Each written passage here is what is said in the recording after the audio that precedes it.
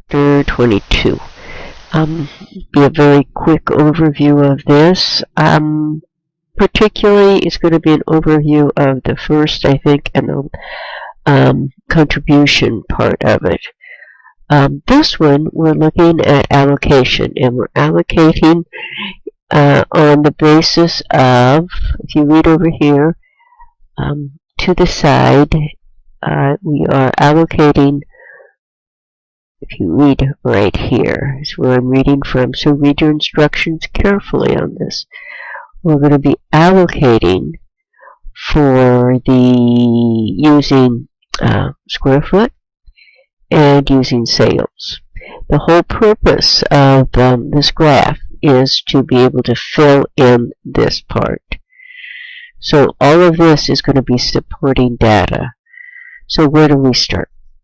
Well, we find out that we have 4 departments, and they are advertising, administration, shoes, and clothing.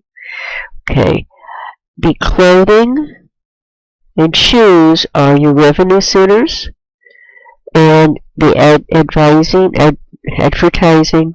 and the administration are your supporting or service centers. They support these the 2 revenue centers. So what you're going to do is you're going to first of all fill out the direct expenses which are given to you, and that is $18,000, $25,000, $103,000, and $15,000. They have total direct expenses of $161,000. Then they tell you in the instructions that there's an indirect expense for utilities of $64,000, and that is to be allocated by floor space, and they give you the floor space. So first of all, let's put the numbers in. I know I'm going to allocate $64,000, so I fill that in here. I know the floor space, and I'm going to fill that in here and get a total for it. You then move the floor space over to here, and I'm going to divide it by that 14,000, which gives me a percentage. This percentage is what I use to allocate that $64,000.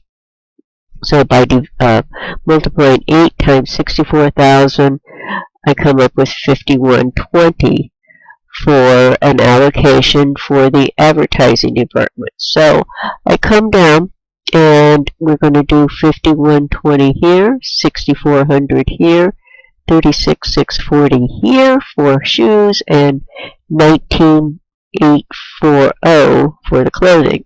Okay, now that takes care of our direct and indirect expenses. That takes care of all the departmental expenses. So I add all of this up. Now, since these are service departments or service centers, they don't have a revenue to go against, and they are supporting the 2 revenue centers. So we're going to allocate their expenses here by number 1 for the advertising, the number of ads, and they give you that. They say shoes had 90 ads, clothing had 30 ads. That came to 120. Again, you're doing the same allocation as up here.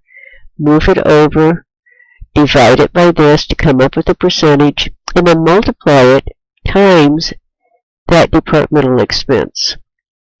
And these are the 2 allocations you come up with. So you're going to move those to the correct department down in the lower table. There's your 17,340 and your 5780. We're going to do the same thing with administration, only with administration you're going to use sales as your driver or as your allocation.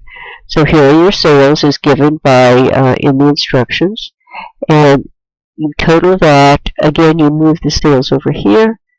You divide by the 350, you come up with a percentage, you multiply it times the expense found in, or the cost found in administration to come up these 2 amounts, and then you allocate them. You add total department expenses and the allocated expenses here to get the total expenses for both departments. Very easy. You have to remember, this is the table you're filling in. These are all supporting tables for that one.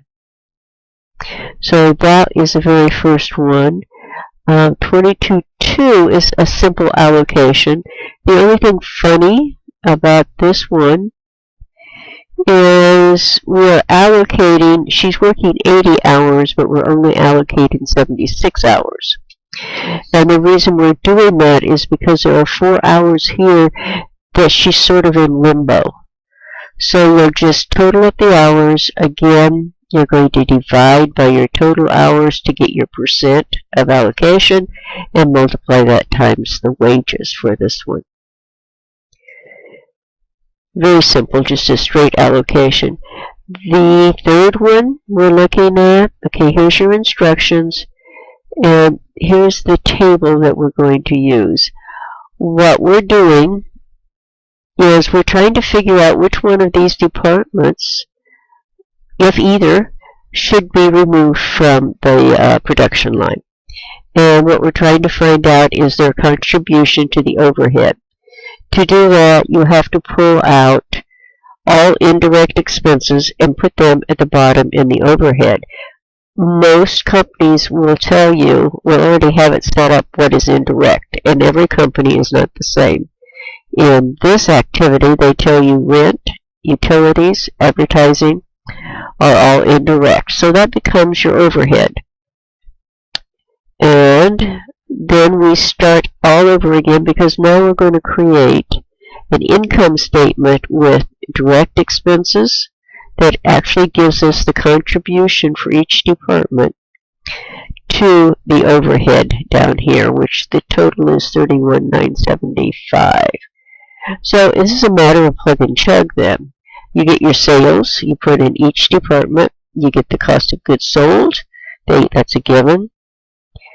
You list each of your expenses, and then you tally up each department's sales, cost of goods sold to your gross profit, and then you're going to subtract the direct expenses to come up with the contribution. And that contribution is, this is how much they contribute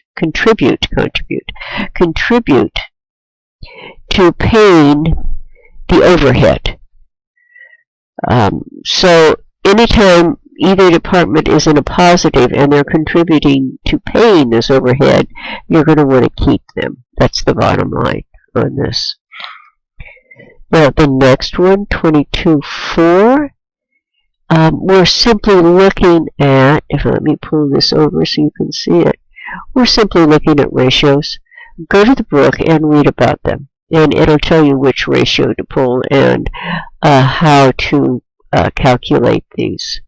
It does talk about residual income down here, and residual income is income minus what would be a target income. And in this case, they wanted to have a return on assets of 12%. So you would take your amount of assets, 16 million times 12%, and this is what you would call their target income. So target income is what they want. The net income is what they have. The difference between the two is called the residual income. It just shows you how much it has, the department has made above its target income. The higher the better in most cases, okay? This is, again, looking at ratios. Go to the book and see what is to be used in each ratio. And then finally, we have a combination of what we've been doing. This is going to have you take the average assets, find the target income, and then find the residual income. And my guess is you know how to do that by now. And that's chapter 22. So I think that should pretty well wrap it up, and I'll get this sent out to you. I'll see you tomorrow.